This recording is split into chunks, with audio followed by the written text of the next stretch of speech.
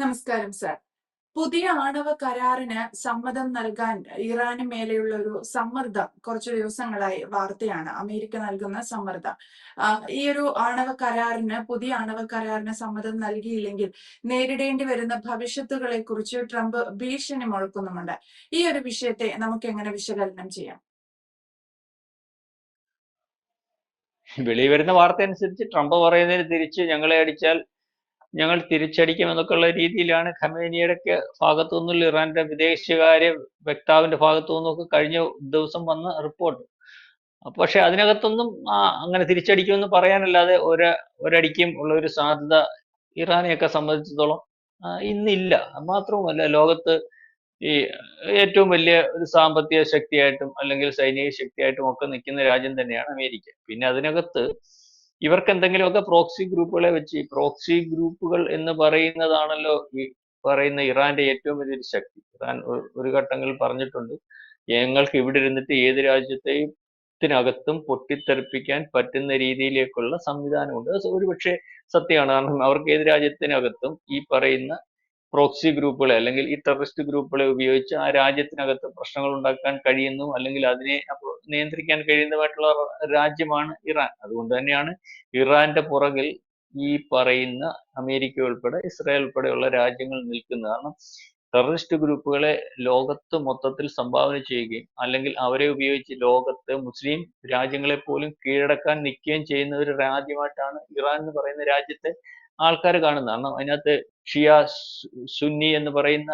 രണ്ട് വിഭാഗങ്ങൾ ഉണ്ടല്ലോ. അപ്പോൾ ഷിയ സുന്നി വിഭാഗങ്ങൾ എന്ന് പറയുമ്പോൾ എനിക്ക് തോന്നുന്നു ഇറാൻ ഷിയയുടെ ഭാഗമാണ്. അപ്പം ഷിയയുടെ ഭാഗമായിട്ട് നിന്നുകൊണ്ട് ലോകം മൊത്തം ആ ഒരു വിഭാഗത്തിന്റെ കീഴിൽ കൊണ്ടുവരാൻ വേണ്ടി ശ്രമിക്കുന്നതും, അങ്ങനെ ലോകത്തെ മുസ്ലിം രാജ്യങ്ങളുടെ നേതാവായി നിൽക്കുന്ന ഒരു രാജ്യത്തിന്റെ ഈ ഖമേനിയൊക്കെ അതിന്റെ ഒരാളാണ്. ഇറാൻ അതിന്റെ ഭാഗമാണ്. അതുകൊണ്ടാണ് ഈ പ്രോക്സി ഗ്രൂപ്പുകളെ ഉപയോഗിക്കുന്നത്. അതിന്റെ ഈ ഹിസ്ബുള്ളയും അല്ലെങ്കിൽ ഈ ഹൂത്തികളും അല്ലെങ്കിൽ ഈ പറയുന്ന ഹമാസും ഒക്കെ ഇതിന്റെ ഭാഗമാണ്. ഹമാസ് പിന്നെ സുന്നി വിഭാഗമാണ്, പക്ഷെ ഇസ്രായേലിനെതിരെ നിൽക്കുന്നതുകൊണ്ട് അവരെയും സഹായിക്കുന്നുണ്ട്. അപ്പം ഈ ഒരു വിഷയം, ഇപ്പൊ യമനിലെ വിഷയം ആദ്യമേ അമേരിക്ക പറഞ്ഞിരുന്നു, യമനിലെ വിഷയത്തിനകത്ത് യമനിലെ വിമത ഹൂത്തികളെ സഹായിക്കുന്നതിനകത്ത് നിങ്ങൾ അവരെ സഹായിക്കരുത്, സഹായിച്ചാൽ നിങ്ങളുടെ രാജ്യത്ത് കടന്നു കയറി ആക്രമിക്കേണ്ട ഒരു അവസ്ഥ വരും. യമനിലെ ഹൂത്തികൾക്കെതിരെ ബോംബിംഗ് നടത്തിയിട്ട് അമേരിക്ക പറഞ്ഞതാണ്. അപ്പം പിന്നിപ്പം സഹായമുണ്ടോ ഇല്ലയോ എന്നുള്ള കാര്യം അറിയത്തില്ല. ഏതാണ്ട് ഹൂത്തികൾ ഇപ്പൊ കുറച്ച് ദിവസമായിട്ട് ഒന്ന് ഒതുങ്ങിയിരിക്കുന്നതായിട്ട് നമുക്ക് കാണാൻ സാധിക്കും. അതുപോലെ മാത്രവുമല്ല, ഇങ്ങനെ ഹൂത്തികളെ സഹായിക്കുന്ന ഒരു അവസ്ഥ വന്നാൽ ആണവ നിലയങ്ങൾ കയറി ആക്രമിച്ചോളാൻ ഇസ്രായേലിന് രഹസ്യമായിട്ട് അമേരിക്കയുടെ പിന്തുണയുണ്ടെന്നും പറയുന്നുണ്ട്. അപ്പം ഇസ്രായേലിന് ഈ പറയുന്ന ഇറാൻ എന്ന് പറയുന്ന രാജ്യം ത്രെട്ടായിട്ട് നിൽക്കുകയും ഇറാൻ സഹായിച്ചുകൊണ്ടാണ് ഹിസ്ബുള്ള ഉൾപ്പെടെ അല്ലെങ്കിൽ ഹമാസ് ഉൾപ്പെടെ ഒക്കെ നിൽക്കുന്ന അല്ലെങ്കിൽ ഹൂത്തികളെ സഹായിക്കുന്ന ഈ പ്രോക്സി ഗ്രൂപ്പുകളാണല്ലോ ഇറാന്റെ സഹായത്തോടെ ഇസ്രായേലിനെ വളരെ കൃത്യമായിട്ട് ആക്രമിച്ചുകൊണ്ടിരിക്കുന്നത്. അപ്പം ഈ ഇറാൻ എന്ന് പറയുന്ന രാജ്യം, നമ്മൾ മുമ്പേ പറഞ്ഞ ലോകത്തുടനീളം ടെററിസ്റ്റ് ഗ്രൂപ്പുകളെയും അല്ലെങ്കിൽ ഇതുപോലെ പ്രോക്സികളെയും ഒക്കെ പ്രൊമോട്ട് ചെയ്യുകയും രാജ്യത്തെ ഭയങ്കര വരുമാനമുള്ള രാജ്യമാണ്. കാരണം അതുപോലെ എണ്ണ സംഭരണം ഉണ്ട് ആ രാജ്യത്ത്. ആ വരുമാനത്തിന്റെ മുക്കാൽ ഭാഗം ആ രാജ്യത്തെ ചിലവാക്കാതെ ഇതുപോലെ പ്രോക്സികളെ ഹിസ്ബുള്ളയ്ക്കിടെ ആയുധ ശേഖരത്തിന് വേണ്ടിയും അല്ലെങ്കിൽ ഹമാസിനെ സഹായിക്കുന്നതിന് വേണ്ടി ഇതുപോലുള്ള ഈ ഹൂത്തികളൊക്കെ സാമ്പത്തിക സഹായം, ആയുധങ്ങൾ വാങ്ങുന്നതിന് വേണ്ടിയൊക്കെ കൊടുക്കുന്നു. അല്ലെങ്കിൽ അതുകൊണ്ട് ആ രാജ്യത്തിനകത്ത് ആ രാജ്യം വികസിക്കുന്നതിനപ്പുറം ഈ പറയുന്നത് പോലെ ഈ ടെററിസ്റ്റ് ഗ്രൂപ്പുകളെ ലോകത്തിന് ത്രെട്ടായിട്ട് വളർത്തിയെടുക്കുന്നത് കൊണ്ടാണ് പല അവസരത്തിലും വളരെ കാലങ്ങളായിട്ട് ആണവ ആയുധങ്ങൾ നിർമ്മിക്കുന്നതിന് വേണ്ടി ഇറാൻ ശ്രമിക്കുന്നു എന്ന് ഇസ്രായേൽ വളരെ കരുതലോടുകൂടി നോക്കുന്നു. അമേരിക്ക ആ കരുതലോട് കൂടി നിൽക്കുന്നു. കാരണം ഇത്തരത്തിലുള്ള ആയുധങ്ങൾ വികസിപ്പിച്ചെടുത്താൽ അത് ആ രാജ്യത്തിനകത്ത് നിന്നുകൊണ്ട് ഇവർ ഏതൊക്കെ രീതിയിൽ പ്രയോഗിക്കുമെന്ന് പറയാൻ പറ്റത്തില്ല. ഇവർ ഹിസ്ബുള്ളയുടെ കയ്യിലും ഹൂത്തികളുടെ കയ്യിലും അല്ലെങ്കിൽ മറ്റു പല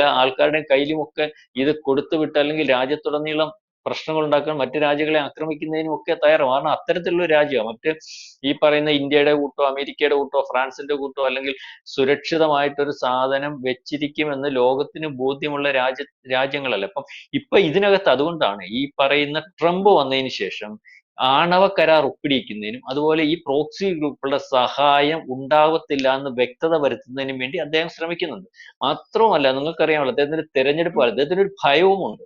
തെരഞ്ഞെടുപ്പ് കാലത്ത് 3 പ്രാവശ്യം ഇദ്ദേഹത്തെ കൊല്ലാൻ ശ്രമിച്ചിട്ടുണ്ട്. അമേരിക്കയെ പോലെയുള്ള രാജ്യത്ത് അത്രയും ഈ പറയുന്നത് പോലെ സുരക്ഷിതമായിട്ട് അല്ലെങ്കിൽ രഹസ്യാന്വേഷണ സംവിധാനം ഒക്കെ ഉള്ളിടത്ത് അമേരിക്കൻ പ്രസിഡന്റ് മുൻ അമേരിക്കൻ പ്രസിഡന്റ് ആയിരുന്നല്ലോ ട്രംപ്. മത്സരിക്കുന്ന സമയത്തും അദ്ദേഹത്തിന് ഒരു പ്രസിഡന്റിന് കിട്ടുന്ന അതേ വലിപ്പത്തിൽ ആ സ്ഥാനാർത്ഥിക്ക് എല്ലാ അംഗീകാരവും അല്ലെങ്കിൽ സുരക്ഷയും ഒക്കെ കിട്ടും. ആ സമയത്താണ് അദ്ദേഹത്തെ രണ്ടോ മൂന്നോ വട്ടം വധിക്കാൻ ശ്രമിക്കുകയും അത് അന്വേഷിച്ചപ്പോൾ അതിനകത്ത് ഇറാന്റെ സഹായം അമേരിക്കയിലെ ചില ആൾക്കാർ തേടിയിരുന്നു എന്നൊക്കെയാണ്. അത് അവരുടെ ആഭ്യന്തര വിഷയമായതുകൊണ്ടും അവർക്ക് നാണക്കേട് ഉണ്ടാവുന്നത് കൊണ്ടുമാണ് ഒരുപക്ഷെ വെളിയിൽ വിടാതെ പോകുന്ന ഒരവസ്ഥയുണ്ട്. ഇപ്പം നടക്കുന്ന സംഭവം എന്ന് പറഞ്ഞാൽ ഈ പറയുന്നത് പോലെ ഹൂത്തികളെ സഹായിക്കുന്നതിന് വേണ്ടി അല്ലെങ്കിൽ അല്ലെങ്കിൽ വിമത ഹൂത്തികളെ സഹായിക്കുന്നതിന് നിൽക്കരുതെന്ന് പറഞ്ഞതും, പിന്നെ ഈ പറയുന്നത് പോലെ കരാറിൽ ഒപ്പിടുന്നതിന് വിസമ്മതിച്ച് വിദേശകാര്യ മന്ത്രാലയം കഴിഞ്ഞ ദിവസം പറഞ്ഞില്ല, കരാറിനകത്ത് ഒപ്പിടുന്നതിനകത്ത് ഞങ്ങൾക്ക് സാധ്യമല്ല, അങ്ങനെയൊന്നും അമേരിക്കയുടെ തിട്ടൂരത്തിൽ നിൽക്കത്തില്ല. പിന്നെ അതിന്റെ പുറകിൽ വേറൊരു വാർത്തയും കൂടെ വരുന്നുണ്ട്. ഒമാൻ മുഖേന രഹസ്യമായിട്ട് ചില സംഭാഷണങ്ങൾ അമേരിക്കയായിട്ട് നടത്തുന്നുണ്ട്. അപ്പോൾ ഞാൻ ഈ പറഞ്ഞു വന്നത് ഇപ്പം വരുന്നതെന്ന് പറഞ്ഞാൽ V2 വിമാനങ്ങൾ, അമേരിക്കയുടെ ആണവ ബോംബുകൾ ഘടിപ്പിച്ചിട്ട് 11,000 കിലോമീറ്റർ വരെ സഞ്ചരിക്കാൻ ശേഷിയുള്ള 110 കിലോമീറ്റർ സ്പീഡിൽ സഞ്ചരിക്കാൻ ശേഷിയുള്ള മാരക പ്രകടശേഷിയുള്ള ആണവായുധങ്ങൾ വരെ ഘടിപ്പിച്ച് അല്ലെങ്കിൽ നീങ്ങാൻ സാധിക്കുന്ന V2 വിമാനങ്ങൾ, അമേരിക്കയുടെ ഏറ്റവും പ്രധാനപ്പെട്ട വിമാനം. ഈ വിമാനങ്ങൾ യൂറോപ്യൻ കൺട്രീസിൽ അല്ലെങ്കിൽ അതിന്റെ ഈ പറയുന്ന അതിർത്തികളിൽ, ഇറാന്റെ അതിർത്തികളിൽ അല്ലെങ്കിൽ സ്ഥാപിച്ചു, അല്ലെങ്കിൽ അത് അതിർത്തികളിൽ വിമാനങ്ങൾ നിരന്നിട്ടുണ്ട് എന്നുള്ള രീതിയിലേക്കുള്ള വാർത്തകൾ വരുന്നുണ്ട്. അതുകൊണ്ട് തന്നെയാണ് കഴിഞ്ഞ ദിവസം യൂറോപ്യൻ കൺട്രീസിനകത്ത് മൊത്തത്തിൽ ആ രാജ്യത്തെ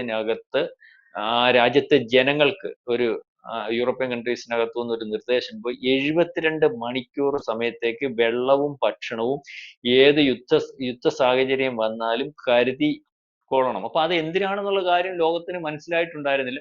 ഒരു പക്ഷേ ഈ പറയുന്നത് പോലെ ഇറാന്റെ കൊടുത്തിരിക്കുന്ന സമയം, അല്ലെങ്കിൽ ഇത്ര സമയത്തിനുള്ളിൽ ആണവ കരാറിനകത്ത് ഒപ്പിടുന്നതിന് വേണ്ടി തയ്യാറാവണം, ഹൂത്തികളെ ഉൾപ്പെടെ സഹായിക്കുന്നതിനകത്ത് ഇല്ല എന്ന കാര്യത്തിൽ വ്യക്തത വരുത്തണം എന്നൊക്കെ പറഞ്ഞിട്ടുള്ളതിനകത്ത് തീരുമാനത്തിനകത്ത് ഇറാൻ ഉടക്കി നിൽക്കുന്നത് കൊണ്ട് ഇറാനെ ആക്രമിക്കാൻ തയ്യാറാക്കി പോകുന്ന ഒരു അമേരിക്കയും അല്ലെങ്കിൽ അതിന് യൂറോപ്യൻ രാജ്യങ്ങളും ഒക്കെ ഉപയോഗിക്കാൻ പോകുന്ന ഒരു അവസ്ഥയിലേക്കാണ് കാര്യങ്ങൾ. അതായത് വലിയ വലിപ്പത്തിലുള്ള ഒരു യുദ്ധം എന്ന് പോലും നമ്മൾക്ക് പ്രതീക്ഷിക്കേണ്ടിയിരിക്കുന്നു. കാരണം എന്ന് പറയുമ്പോൾ 72 മണിക്കൂറേ പറഞ്ഞിട്ടില്ല. 72 മണിക്കൂർ കൊണ്ട് ഇറാനെ തീർത്ത് കളയുന്ന ഒരു അവസ്ഥയിലേക്കായിരിക്കും കാര്യങ്ങൾ. അപ്പം ആണവായുധങ്ങൾ ഉൾപ്പെടെ ഘടിപ്പിക്കാൻ കഴിയുന്നതും അല്ലെ വളരെ വലിയ വലിപ്പത്തിൽ ആക്രമണങ്ങൾ നടത്താൻ കഴിയുന്നതുമായിട്ടുള്ള യുദ്ധവിമാനങ്ങളാണ് ഇപ്പൊ ഇറാന്റെ അതിർത്തിയിൽ വിന്യസിച്ചിരിക്കുന്നത്.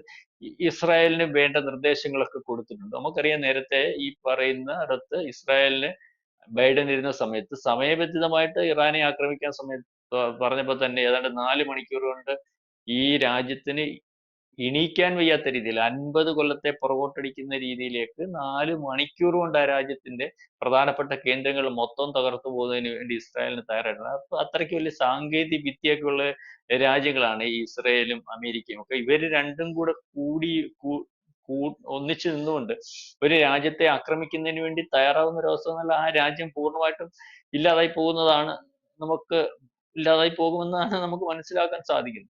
മാത്രമല്ല ഈ സാങ്ഷൻസ് ഒക്കെ നേരത്തെ ബൈഡൻ ഇരുന്ന സമയത്തും ഇറാനെതിരെ വളരെ വലിപ്പത്തിൽ ഉണ്ടായിട്ടുണ്ട്. ഇനി അത് ഉണ്ടാവുമെന്ന് ഇന്നലെ അദ്ദേഹം പത്രസമ്മേളനത്തിൽ പറയുകയും ചെയ്തു. കാരണം അദ്ദേഹത്തിന് ജീവന് ഭീഷണി വരെ ഉണ്ടാക്കുന്ന, അല്ലെങ്കിൽ ഇപ്പോഴും ഭയന്നുകൊണ്ടിരിക്കുന്ന, അല്ലെങ്കിൽ നാളെ കാലത്ത് അദ്ദേഹത്തിന് ജീവന് ഭീഷണി ഉണ്ടാക്കുന്ന രാജ്യമായിട്ടാണ് ഇറാനെ കാണുന്നത്.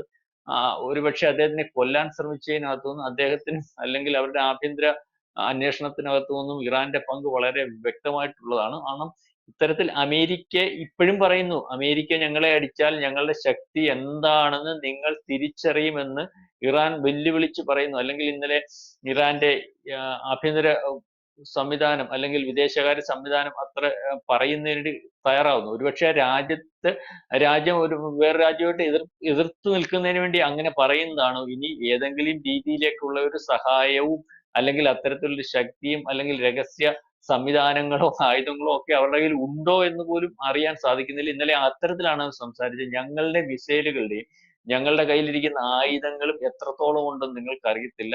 അതിന്റെ പ്രഹരശേഷി അമേരിക്ക അറിയും. അമേരിക്ക ഞങ്ങളെ നിർബന്ധിച്ച് ആണവ കരാറിൽ ഒപ്പിടിക്കുന്നതിനോ അല്ല മറ്റ് വിഷയങ്ങളിലേക്ക് ഞങ്ങളെ നിർബന്ധിച്ച് ചെയ്യിക്കാൻ വരുന്ന ഒരവസ്ഥ വന്നാൽ തിരിച്ചടി തന്നെ ഉണ്ടാകും എന്നാണ് ഇന്നലത്തെ ഇറാന്റെ വിദേശകാര്യ മന്ത്രാലയത്തിന്റെ വക്താവ് പറഞ്ഞിരിക്കുന്നത്.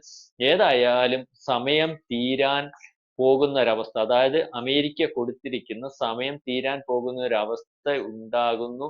അതിന് അമേരിക്ക ഇറാനെ തിരിച്ചടിക്കുന്നതിന് വേണ്ടിയുള്ള പദ്ധതികൾ തയ്യാറാക്കുന്നു. അതിർത്തിയിൽ V2 വിമാനങ്ങൾ ഉൾപ്പെടെയുള്ള വിന്യസിച്ചിരിക്കുന്നു എന്നൊക്കെയാണ് ഇപ്പം വരുന്ന റിപ്പോർട്ട്. വലിയൊരു യുദ്ധത്തിലേക്കായിരിക്കും കാര്യങ്ങൾ പോകുന്നത്. ഈ ഒരു യുദ്ധത്തോടു കൂടി ട്രംപ് വന്നതിന് ശേഷം എല്ലാം തീർക്കും എന്ന് പറഞ്ഞത് ആ പശ്ചിമേഷ്യയിലെ പ്രോക്സി ഗ്രൂപ്പുകളെ അല്ലെ ഗാസയിലെ ഡെവലപ്മെന്റ്സില് ഈ ഭീകര ഡെവലപ്മെന്റ്സിന് വേണ്ടി നിൽക്കുന്ന ഇറാനെ അല്ലെങ്കിൽ ഹിസ്ബുള്ളയെ സഹായിക്കുന്ന ഇറാനെ, ഈ ലോകത്തുടനീളം ഹൂത്തി ഉൾപ്പെടെയുള്ളവരെ സഹായിക്കുന്ന ഇറാനെ അവരെ സഹായിക്കാൻ പ്രാപ്തമാകാത്ത രീതിയിലേക്ക് തകർക്കുന്നതിനും അവിടെ ഇപ്പൊ ഭരിച്ചുകൊണ്ടിരിക്കുന്ന മത രാഷ്ട്ര സംവിധാനത്തെ തകർത്ത് ഒരു ജനാധിപത്യ രീതിയിലേക്കുള്ള ഒരു ഗവൺമെന്റ് കൊണ്ടുവരുന്നതിനും ഒക്കെ ഒന്നിച്ചുള്ള ഒരു നീക്കമായിട്ട് ഒരുപക്ഷെ നമുക്കിതിനെ കാണേണ്ടി വരും. കാരണം ഈ ആക്രമണത്തോടു കൂടി അമേരിക്ക അവിടെ നിന്നുകൊണ്ട് തന്നെ അവിടുത്തെ കാര്യങ്ങൾ വ്യക്തത വരുത്തി അല്ലെങ്കിൽ ഭരണ സംവിധാനത്തിനകത്തൊക്കെ മാറ്റം വരുത്തി പോകുന്ന ഒരവസ്ഥയിലേക്ക് കാര്യങ്ങൾ പോകും എന്ന് പോലും പറയുന്നുണ്ട്. ഏതായാലും എല്ലാം നമ്മൾക്ക് അടുത്ത ദിവസങ്ങളിൽ നേരിട്ട് കാണേണ്ടി വരും. നീക്കങ്ങൾ എങ്ങനെയാകും എന്നുള്ളതിനെ പറ്റി. ഇറാൻ വഴങ്ങിയില്ലെങ്കിൽ അമേരിക്ക ആക്രമിക്കും എന്ന് തന്നെയാണ് ഇപ്പോൾ നമുക്ക് മനസ്സിലാകുന്നത്. ആണവ കരാറിന് വേണ്ടി ഇറാനുമേൽ അമേരിക്ക സമ്മർദ്ദം ചെലുത്തുന്നു എന്നുള്ള വിവരങ്ങളാണ് പുറത്തു വരുന്നത്. വ്യക്തമാണ് സാർ. Thank you. കൂടുതൽ വാർത്തകളും വിശേഷങ്ങളും നിങ്ങളിലേക്ക് എത്താൻ ABC മലയാളം സബ്സ്ക്രൈബ് ചെയ്യുക, ബെൽ ബട്ടണും അമർത്തുക.